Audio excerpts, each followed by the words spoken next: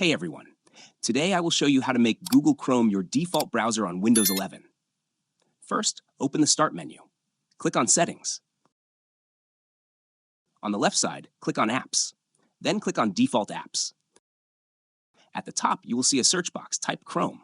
Click on Google Chrome in the list. Now you will see many file types. For example, HTML, HTML, HTTP, and HTTPS. Click on each one. When Windows asks what app you want to use, choose Google Chrome. Do this for all the web file types you want to open in Chrome. Some computers will show a button at the top that says Set Default. If you see it, click it. Windows will change most web links to open in Chrome automatically. That's it. Chrome is now your default browser on Windows 11.